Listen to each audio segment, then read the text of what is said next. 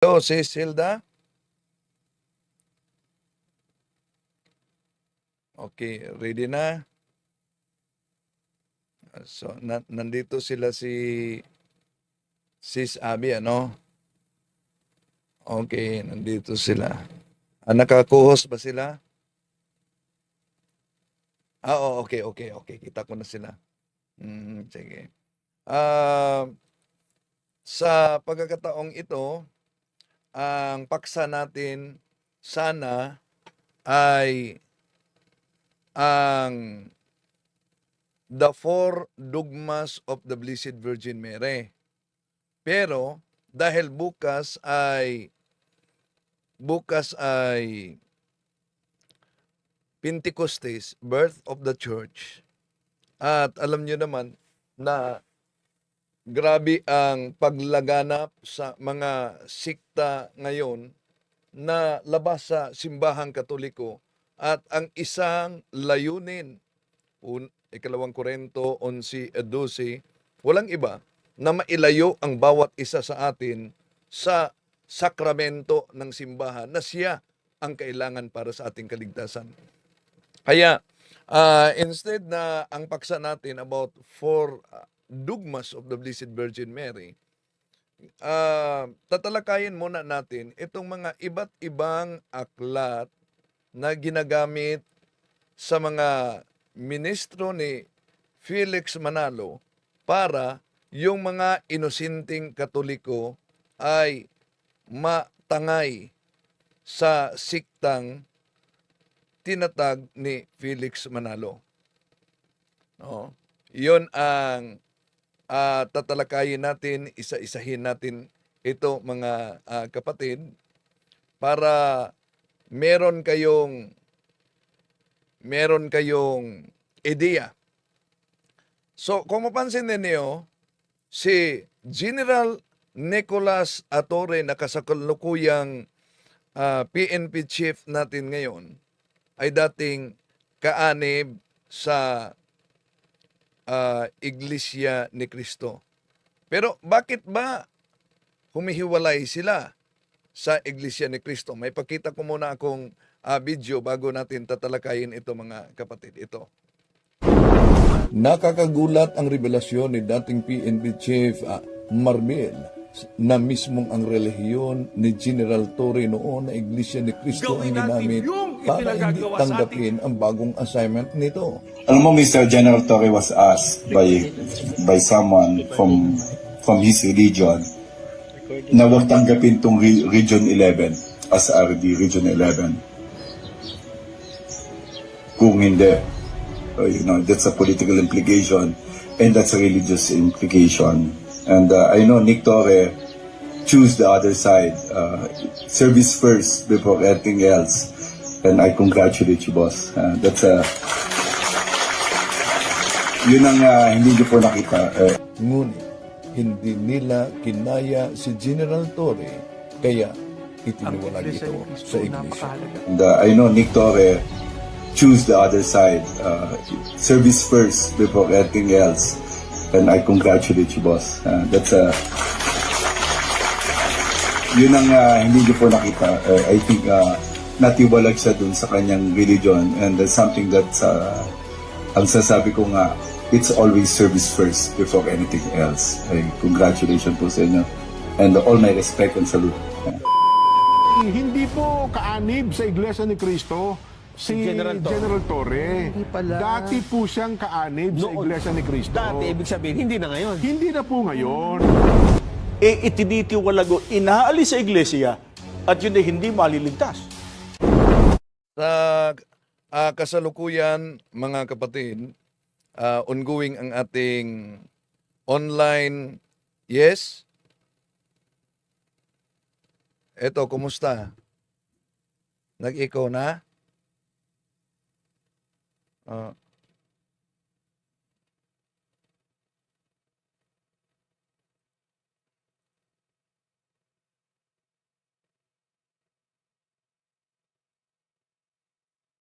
Okay, mic sa Zoom nakabukas.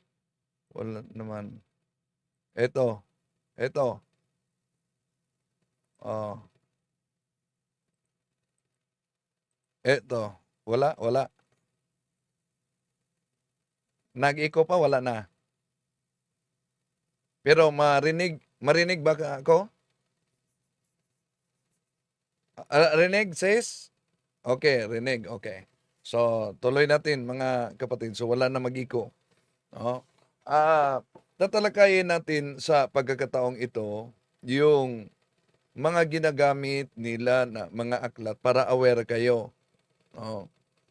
Ito ang gagamitin nila lalo na pag may isasagawang public debate. So kaya dapat aware ang lahat kaugnay dito, no, sa mga aklat na ito dahil nagiging epektibo ito. Ano ba yung aklat na ginagamit nila para patunayan na ang Iglesia ni Cristo, kaya nga ang daming mga umanib sa kanilang sikta na akala talagang iyon ang tatag ng ating Panginoon Jesucristo. Isa sa mga aklat na ginagamit na mga CFD dapat aware nito dahil ito'y kadalasang ginagamit sa debate ay ang aklat na ang pamagat ay ito po, ang aklat na ito, Fundamentals of Catholic Dogma. Ano po ba ang kanilang binabasa? Ito po ang kanilang binabasa. Ang babasahin namin sa inyo isang aklat ng Iglesia Katolika. Ang pamagat nito ay Fundamentals of Catholic Dogma. Ang sumulat nito ay nagngangalang si Dr. Ludwig Ott sa page 274. Tungkol sa Mateo 16:18, si San Cipriano ay nagsasalita tungkol sa pagtatayo ni Kristo ng Iglesia ni Kristo at pinanganlan ng Iglesia na Iglesia ni Kristo. Yan po ang patutuon ng sumulat ng aklat. Ang Panginoon Kristo ay nagtayo ng Iglesia at ang sabi po niya, pinangalanan nito na Iglesia ni Kristo. Yan. Ginagamit nila ang aklat Katoliko, Fundamentals of Catholic Dogma, opisyal na aklat nating mga Katoliko, na ang ating Panginoon Jesucristo ay nagtatag ng Iglesia at pinangalanan ito na Iglesia ni Kristo. So gustong ipalitaw dito sa mga mangangaral ng INC na pag Iglesia ni Kristo, ibig sabihin, sila ang tinutukoy. Mali. Bakit? Ang opisyal nating aral, tandaan ninyo mga kapatid, bakit daming mga nadala? Ang opisyal na aral ng Simbahang Katoliko na lathala sa Catechism of the Catholic Church, numero 811. Ano po ba ang nakasulat? Ito po ang nakasulat sa naturang Catechism. This is the sole Church of Christ, which in the creed we profess to be one holy Catholic Apostolic. These four characteristics inseparably linked with each other indicate essential features of the Church and her mission. See? So, therefore, ang tunay na Iglesia ni Kristo, mga kapatid, basta ginamit nila ang aklat Katoliko, hindi iyan ang Iglesyang tatag ni Felix Manalo. Bakit? Sila na mismo ang nagpatunay kung sino ang unang Iglesia ni Kristo na naitatag doon pa sa Jerusalem. Pakinggan natin ang mga ministro ni Felix Manalo. Mali po ang pagkaunawa nitong si Talibong. At ang Iglesia Katolika bilang isang organisasyon o samahang pangrelihiyon, yan po ang organisasyon. Pagka sinusi pabalik, yan ang dating Iglesia ni Kristo. Yan ang dating Iglesia ni Kristo. Yan ang dating Iglesia ni Kristo. Hindi po totoo yan. Mali po ang pagkaunawa nitong si Talibong. Talaga pong ang Iglesia Katolika Apostolika Romana, talaga pong sa pasimula, Yan ang Iglesia ni Cristo. Oh, okay. At maliban dyan mga kapatid, ano po bang iniwasan ng mga ministro ni Felix Manalo pag ginamit nila ang fundamentals of Catholic dogma? Dahil mabasa ang Church of Christ. So anong nagpahiwatig dito? Una, nagiging squatter sila sa pangalan. Na ang tinutukoy, hindi yung kang Felix Manalo na itinatag, kundi walang iba. Kung tignan natin ang fundamentals of Catholic dogma na iniwasan nila, ito ang mabasa natin, 270. To describe this true Church of Christ, which is the Holy Catholic Apostolic Roman Church, there is no name more noble, none more excellent, none more divine than the expression, the mystical body of Jesus Christ. Kaya, kung iniimbitahan kayo sa mga ministro, sa mga pandoktrina, dapat alam ninyo ito mga kapatid. Na pag ginamit nila ang mga aklat Katoliko na mabasa ang Church of Christ, hindi yan tumutukoy sa siktang tatag ni Felix Manalo, kundi sa tunay na iglesyang tatag ng ating Panginoon Jesucristo. At if we would define according to the dogma na iniwasan nila, the true Church of Christ, which is one Holy Catholic Apostolic. Kaya mag-ingat, dami pa mga aklat Katoliko na ginagamit nila mga kapatid. No? Para lang pabulaanan na ang simbahang Katoliko ay hindi tunay na iglesia. Ano pa? Ito po ang aklat, The Spirit of Catholicism. Mahirap na hanapin itong mga aklat na ginagamit nila. Pero ginagamit nila para patunayan na mismo ang otoridad Katoliko, umano, ang nagpatunay na yung iglesia na inaniban, kailangan, lalo na ang tatag ni Felix Manalo, kailangang aniban upang ang tao ay maligtas. Pakinggan natin. Ito po ang pahayag sa ministro. Ngayon, inaamin po ba maging ng mga tagapagturong Katoliko na napakasamang kalagayan pagka ang tao'y nasa labas ng Iglesia ni Cristo? Pakinggan ninyo ang patotoo ng isang sumulat ng aklat. Ang babasahin namin ay The Spirit of Catholicism. Ang sumulat po ay si Carl Adam. Sa page 192 sa wikang Pilipino ko na po babasahin. Totoong may iisang Iglesia ni Cristo lamang. Ito lamang ang iisang katawan ni Cristo. At kung wala ito, ay walang kaligtasan. Na walang kaligtasan sa labas ng Iglesia. Hindi po naman ito pahayag. Binasa lang po natin ang nakasulat sa aklat na ito. Uulitin natin ang sinabi ng sumulat ng aklat. Ang sabi niya rito, totoong may iisang Iglesia ni Cristo lamang. Alinsunod pa sa kanya, ito lamang ang iisang katawan ni Cristo. Ito, pansinin po ninyo. Kung wala ang wika ito, ang tinutukoy niya wala sa iisang tunay na iglesia, ang sabi niya, walang kaligtasan sa labas ng iglesia. O, yan. So napansin ninyo, aklat na naman ng Katoliko ang ginagamit para patunayan na ang kanilang iglesia na inaniban at tinatag ni Felix Manalo, kailangan para sa kaligtasan. Pinatunayan ng otoridad Katoliko daw. Pero ano po yung Iglesia ni Cristo na binanggit sa naturang aklat? Kung ituloy lang natin pagbasa mga kapatid, ito kasi ang nakasulat. But the Catholic Church alone preaches like her divine master, like one having power, Matthew chapter 7 verse 29, by the unbroken series of her bishops. She stands in a real historical connection with Christ and His apostles. See? So, pag binanggit ang Church of Christ sa mga aklat Katoliko na ginagamit nila mga mahal na kapatid, hindi yan ibig sabihin na ang Iglesia ni Kristong tatag ni Felix Manalo.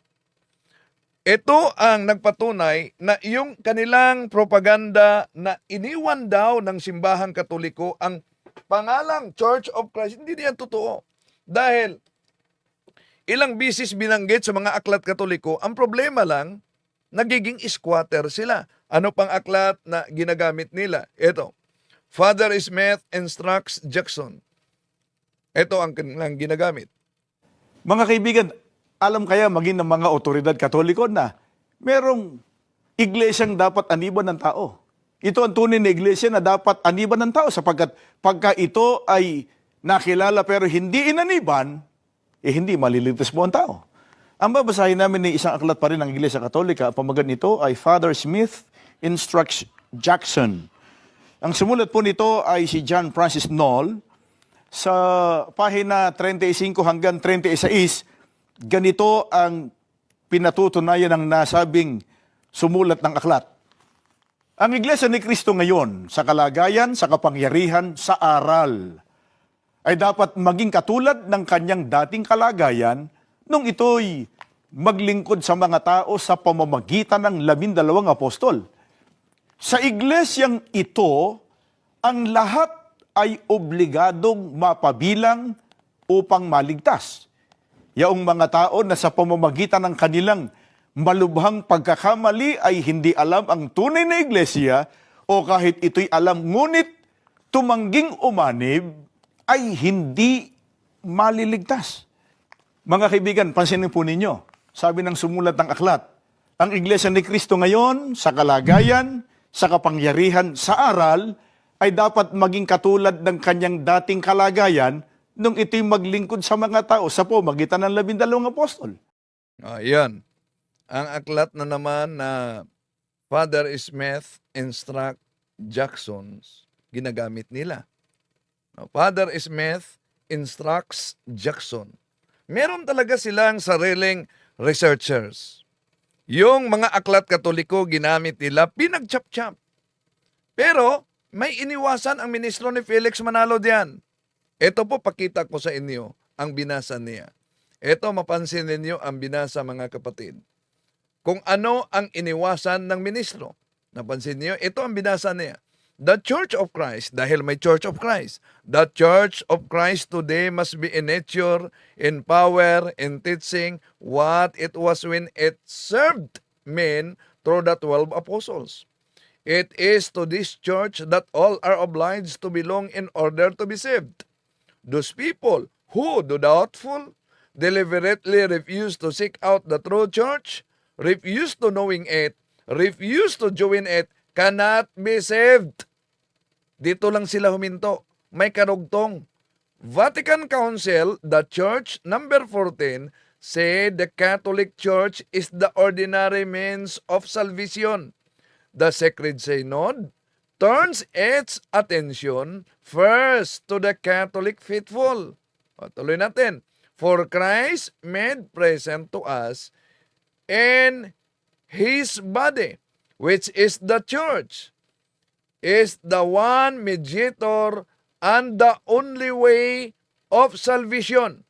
Whoever therefore, knowing that the Catholic Church was made necessary by God through Jesus Christ, would refuse to join it or remain in it, would not be saved. So napansin ninyo ang aklat na ginagamit ng ministro? Ay, sandali. Pakita ko pala. Pakita ko muna ang aklat na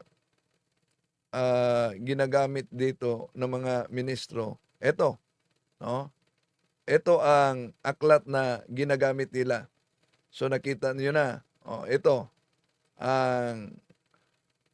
So may karugtong diyan. Ang karugtong diyan ito, dito lang sila. Cannot be saved. Refuse to join it, cannot be saved. Kaya pinatunayan kahit sa otoridad Katoliko na kailangan ka magiging Iglesia ni Cristo upang maligtas. Pero sino po ba ang Iglesia ni Cristo binanggit diyan? Say the Catholic Church is the ordinary means of salvation. So, di ba malinaw na isang pag-aagaw kung tinatawag na squatter talaga. Hindi lang yan. Ito pa, dapat aware kayo. Aklat na, lumang-luman ng aklat Katoliko, mahirap na talaga hanapin ito mga kapatid. Religion, Doctrine, and Practice, ginagamit din ito ng mga ministro ni Manalo. Ito, pakinggan ninyo. Kapatid na Bobby, ang sangguniin natin mismo at kunin nating testigo yung opisyal na aklat ng Simbahang Katoliko, sulat ng isang pare, ang pangalan po ay si Francis B. Caselli, isang paring Jesuita. Totoo ba na walang proper name, walang pangalan, yung iglesyang itinayo ni Kristo? Meron, kapatid na Michael. Ito ang ating mababasa sa wikang Pilipino na po. Si Jesucristo ba ay nagtatag ng iglesia? Oo, mula sa lahat ng kasaysayan, kapwa panlupa at hindi pangkabanalan. Gayon din mula sa Biblia, na kilalang isang makataong kasulatan. Ating nalaman na si Jesucristo'y nagtatag ng iglesia na tinatawag sunod sa Kanya, ang Iglesia Kristiyana o ang Iglesia ni Kristo. Kaya malinaw po, ayon na rin po sa otoridad ng Iglesia Katolika na ang pangalan ng Iglesia na itinatag ng ating Panginoong Jesucristo ayon sa Biblia ay Iglesia ni Kristo. At ang sabi pa nga nung pare, kapatid na Bobby, ay si Kristo ro nagtatag ng isang iglesia mula pa sa kauna-unahang panahon. Tinawag ng sunod sa Kanyang pangalan. Baka sabihin nila, kaya ba natin tinatanggap yung pahayag mismo ng pare na si Francis B. Caselli sapagkat natapat lang sa gusto natin? Hindi, kapatid na Michael. Kaya natin tinatanggap sapagkat binanggit din niya kanina. Yan mga kapatid, no? Ginagamit nila ang mga aklat Katoliko para patunayan na yung iglesyang inaniban nila ay totoong kailangan para sa kaligtasan. Pero kung tingnan natin, kahit nasa SEC registration, sino ba ang nagtatag nila? Sa SEC registration, malinaw po. Ito po ang makita ninyo mga mahal na kapatid kung sino. Ito ang opisyal na SEC registration ng Iglesia ni Cristo. Translation na ito dahil sa Spanish, Quelos Fundadores de esta Asociación son Felix Manalo. Ngunit ang nagkasulat dito sa English na United States of America, Philippine Islands, Office of the Division of Archives, Patented Properties of Literature and Executive Office of Industrial Trademarks, Felix Manalo applicant about Unipersonal Corporation or the society called Iglesia ni Cristo, that the applicant appears before this office and respectfully declares that the said applicant is the founder and the present head of the society named Iglesia ni Cristo and desires to convert said society into a unipersonal corporation. Kaya kung tingnan natin sa kanilang Pasugo Magazine, malinaw na nakasulat sa Pasugo Magazine na pahina 11. Way back on July 27, 1914, the Church of Christ was registered with the Philippine government.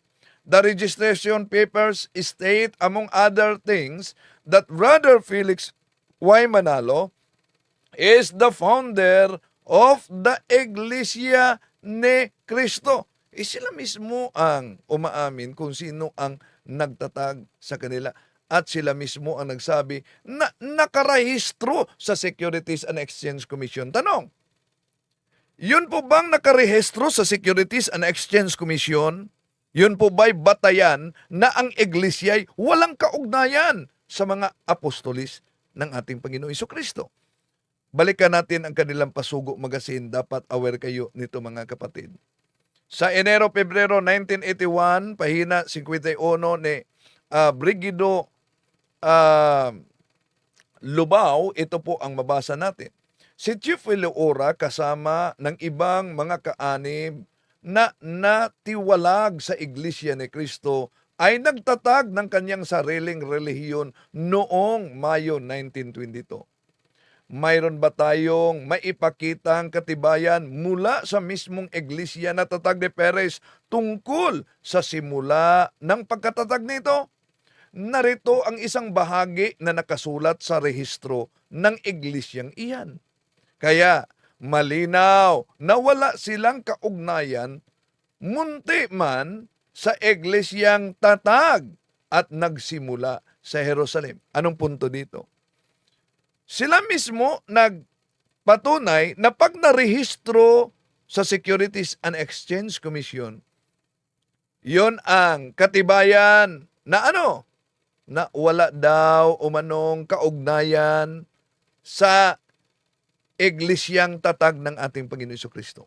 Okay, balikan natin ang aklat na Religion, Doctrine and Practice dahil mabasa nila ano yung binasa ng ministro.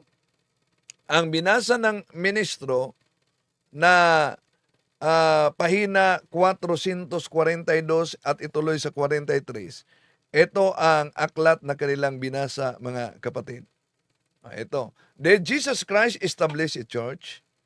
Yes, from all history, both secular and profane, as well as from the Bible, considered as a human document.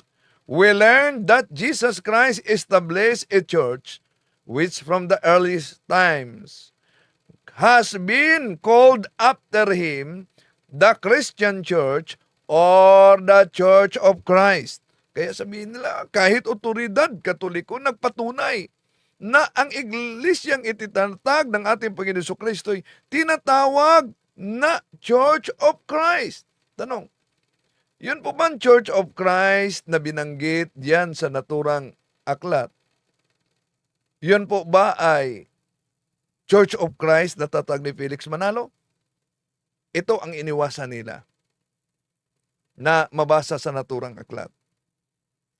Ito, mapansin ninyo.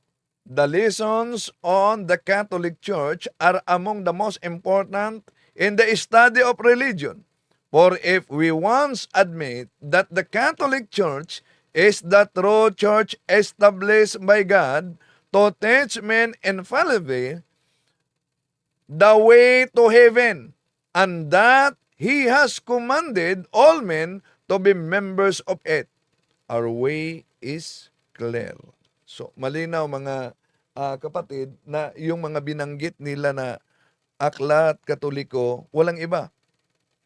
Ang pinatunayan diyan ay hindi yung siktang inaniban nila natatag lang ni Felix Manalo, kundi walang iba. Ang pinatunayan, ang Iglesia Katolika. Kaya ayon sa kaanib ng Iglesia ni Cristo, eto. Palabas nyo yung tunay ng pagkatao, huwag tayong manloko ng kapwa natin, ganun lang. Kung minsan may na-upload tayong mga fake news, ay bunga lang po yun ng pati tayo na budol din. Ganun lang po yun, mga mahal na kababayan. Pero hindi pang layunin ay mangloko po tayo ng kapwa, masama po yun. Dahil mismo ang Diyos nakatingin po sa atin. So, dapat huwag talagang magpabudol. No? Masama yan kung magpabudol tayo dahil ang Diyos talaga nakatingin sa atin. At tandaan natin, mga mahal na kapatid, na ang pagkadaya ay maranasan sa iba't ibang paraan. Ngunit napaka-peligro talaga pag madaya tayo sa pananampalataya. Dahil nanganib pati ang ating kaluluwa. Alam nyo, may iba't iba silang, kaya nga kung tingnan natin ang history, may iba't iba silang patunay na ang Iglesia Katoliko daw ay di tatag ng ating Panginoon Jesucristo. Pero mahirapan talaga sila pagtanungin ninyo, kung di si Kristo ang nagtatag sa Iglesia ni Kristo, sino? Okay? Una, kung tingnan natin, sisilipin natin ang kanilang Pasugo Magazine. Alam nyo mga kapatid, ito nakasulat sa kanilang Pasugo Magazine. Inaamin talaga nila. Pansin nyo, nakita nyo. Does the Iglesia ni Cristo merely claim that it is the true church? Anong kanilang pahayag? The Iglesia ni Cristo Church of Christ, close parenthesis, does not merely claim that it is the true church. One of the reasons the Iglesia ni Cristo that emerged in the Philippines in 1914. Malinaw yan sa kanilang Pasugo Magazine. Hindi pala nila inaangkin na sila'y tunay na iglesia. Bakit? Dahil sila'y lumitaw noong 1914 sa Punta Santa Ana, Manila.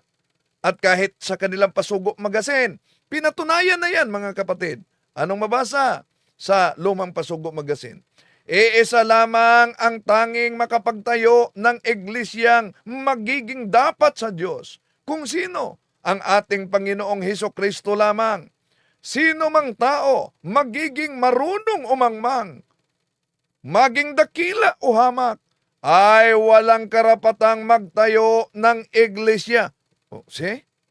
Sila mismo ang nagsabi niyan na sino mang tao marunong man umangmang ay walang karapatang magtayo.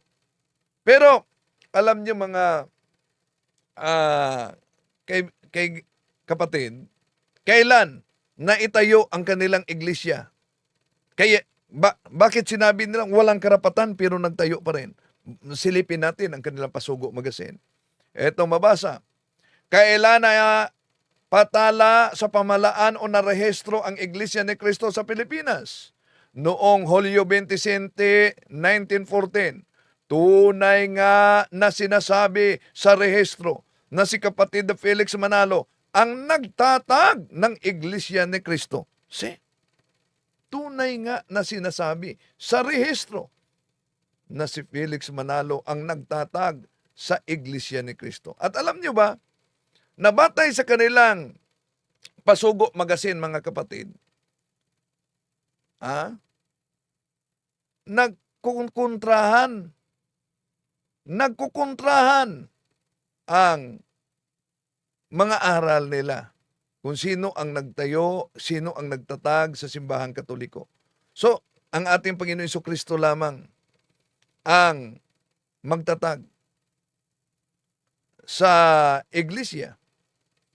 At tingnan natin ang kontrahan sa kanilang pasugo, mga kapatid. Dapat alam ninyo ito dahil pinatunayan nila minsan na ang Katoliko'y tatag lamang ng tao. Pero ito sa Pasugo Magazine nila, na ang may akda ay si Marcelino Francisco. Iglesia Katolika Romana na tayo sa pagkakaisa sa imperyo at ng Iglesia sa Roma. Natayo noong ika-6 na siglo sa pagitan ng taong 527-562. So, kailan daw na itayo ang Iglesia Katolika ayon sa kanilang pasugo? Ika-6 na siglo. Ngayon, kontra na ito sa sinabi nila na the Catholic Church was founded by St. Ignatius, Bishop of Antioch. Hindi lang, ito pa, isa kang Pasugo Magazine nila, mga kapatid. Sapagkat nang matatag ang Iglesia Katolika noong ika-5 siglo, matagal nang patay ang mga apostol ni Kristo. Kailan na naman umano na itatag ang simbahang Katoliko? Ika-5 siglo. Alin ba ang totoo? Ika-5 siglo? Ika-6 na siglo? O sa panahon ni San Ignacio? Ito pa, nagkukontrahan. Sa Pasugo Magazine nila, sino ang lumikha ng pangalang Iglesia Apostolika Katolika Romana? Ang Konselyo Vaticano noong 1870. Kaya pinatunayan nila sa pasugong ito, 1870 na itatag ang simbahang Katoliko. Kaya binanggit natin ito, mga kapatid, at tinatalakay dahil bukas ay Pentecostes, the birth of the church. Ang tunay na iglesia ni Kristo, walang iba. May taglay siyang palatandaan na di makita sa iglesyang tatag lamang ng tao. At ayon sa Pasugo Magazine, at ayon naman kahit pa sa mga ministro na narinig niyo, pinatunayan na ang tunay na iglesia ni Kristo ay walang iba, ang simbahang Katoliko. Kaya mga kapatid, huwag magpabudol, huwag magpadaya.